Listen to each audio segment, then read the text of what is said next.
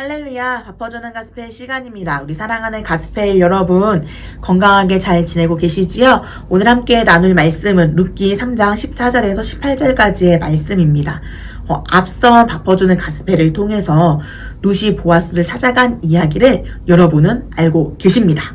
이제 그 뒷이야기의 말씀을 함께 나눠보도록 하겠습니다. 14절, 룻이 새벽까지 그의 발치에 누웠다가 사람이 서로 알아보기 어려울 때 일어났으니 보아스가 말하기를 여인이 타작마당에 들어온 것을 사람이 알지 못하여야 할 것이라 하였습니다. 14절을 통해서 보아스와 룻이 새벽까지 같이 있었음을 알 수 있습니다. 아직 룻이 보아스의 아내로 삼은 것이 아니기 때문에 상호간에 그런 부적절한 행동을 삼갔습니다. 또한 보아스는 룻이 부도덕한 여인으로 오해받지 않도록 하기 위해서 날이 밝기 전에 사람들 눈에 띄지 않게 시어머니인 나오미에게 돌려보냅니다. 룻이 타작마당에 있었다는 것이 사람들에게 알려지면 쓸데없는 소문 휩싸일까봐 그런 것이지, 그 당시 그런 법으로 여인이 타작마당에 들어가면 안 된다라는 그런 의미는 아닙니다.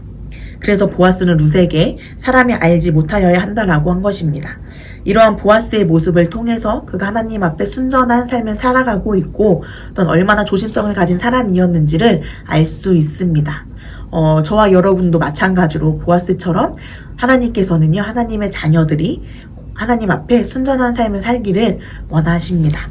그렇기 때문에 우리 역시 하나님께서 좋아하시는, 기뻐하시는 그런 행동을 해야 합니다.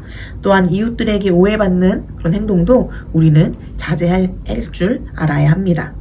악한 세상에서 그리스도인으로서 또한 하나님의 자녀로 살기 위해서 거룩함과 순결함을 지키게 해달라고 날마다 하나님께 구하는 삶을 사시기를 주님의 이름으로 부탁드립니다. 15절 말씀에 보아스가 이르되 내 겉옷을 가져다가 그것을 펴서 잡으라 하매 그것을 펴서 잡으니 보리를 6번 대어 룻에게 지어주고 성읍으로 들어가니라. 룻이 걸치고 있었던 겉옷이 정확하게 어떠한 형태의 옷이었는지 알 수는 없습니다. 그러나 그 옷을 펴서 이제 보리를 6번 이렇게 담아 주어도 넉넉하게 들어갈 수 있는 그런 겉옷이었음을 알 수 있습니다. 그래서 보아스는 룻에게 겉옷을 펴서 이제 잡고 있으라고 하고 거기에 보리를 6번 대어 담아 주어 그의 시어머니에게 돌려보냅니다. 이러한 행동은 먼저 보아스가 집에서 노심초사 룻을 기다리고 있을 그 나오미를 안심시키고 또한 신뢰를 주기 위한 행동이었던 것으로 보여지고요. 두 번째는 이제 룻에게 더 적극적이고 직접적으로 자신의 그런 호감을 표현하는 방법 중에 하나였던 것으로 보여집니다. 16절 룻이 시어머니에게 가니 그가 이르되 내 딸아 어떻게 되었느냐 하니 룻이 그 사람이 자기에게 행한 것을 다 알리고 내 딸아 어떻게 되었느냐라는 히브리어 원말은 미 아트마트입니다.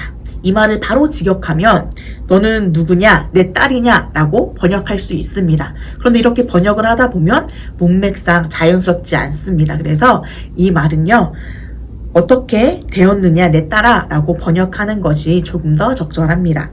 즉 나오미의 질문은 보아스에게 갔던 일이 어떻게 되었는지를 물은 것이고 그래서 지금 룻의 상태가 어떠한 상태인지를 묻는 그런 질문이었습니다. 17절 그가 내게 이 보리를 6번 대어주며 이르기를 빈손으로 내 시어머니에게 가지 말라 하더이다 하니라. 보아스가 시어머니에게 돌아가는 룻에게 보리를 6번 대어 담아주면서 빈손으로 돌아가지 말라고 한 것은 다양한 의미를 담고 있는 행동이었습니다. 먼저 룻을 향한 사랑과 배려를 엿볼 수 있습니다. 그날은 보리 수확과 또한 타작이 끝난 날이었기 때문에 더 이상 보아스의 밭에서 이삭을 줄 수 없게 되었습니다. 물론 그동안 모아놓은 이삭이 있었겠지만 그것으로는 이렇게 오래 버틸 수 없었기 때문에 보아스는 룻에게 넉넉한 그런 곡식을 지어서 보내준 것이었습니다. 보아스의 이런 모습을 통해서 이웃을 향한 사랑과 배려 그리고 그 신실함을 잃지 말아야 함을 우린 날마다 기억해야 합니다. 18절에 이에 시어머니가 이르되 내 딸아 이 사건이 어떻게 될지 알기까지 앉아있으라. 그 사람이 오늘 이 일을 성취하기 전에는 쉬지 아니하리라 하니라.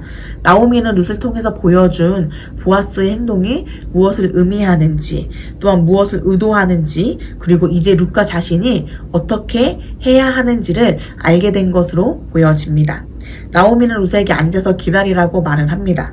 나오미가 룻에게 이렇게 말한 이유는 하나님이 어떻게 역사하시는지를 지켜보는 일만 남았다라는 뜻입니다.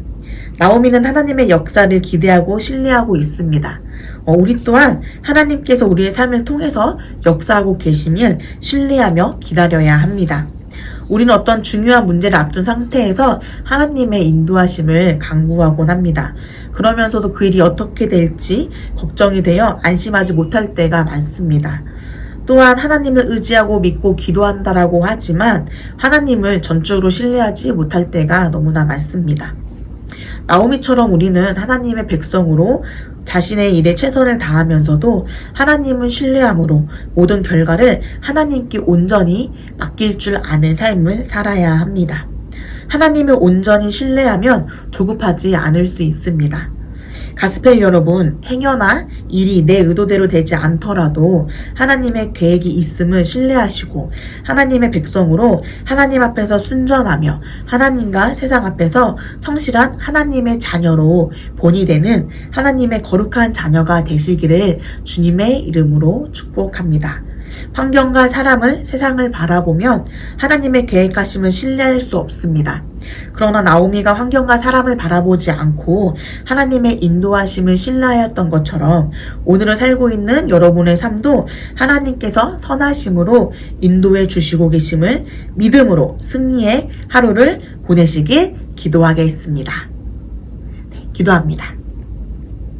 사랑의 하나님 아버지, 보아스와 나오미처럼 우리의 삶 가운데 온전히 하나님이 함께 하심을 의지하고 신뢰하며 하나님 앞에 정직한 하나님의 자녀로 살아갈 수 있게 하여 주시고 오늘도 주어진 삶의 자리에서 최선을 다하며 하나님의 선하심을 소망하며 나아가게 하여 주시옵소서. 감사드리오며 거룩하신 예수님의 이름으로 기도드립니다. 아멘.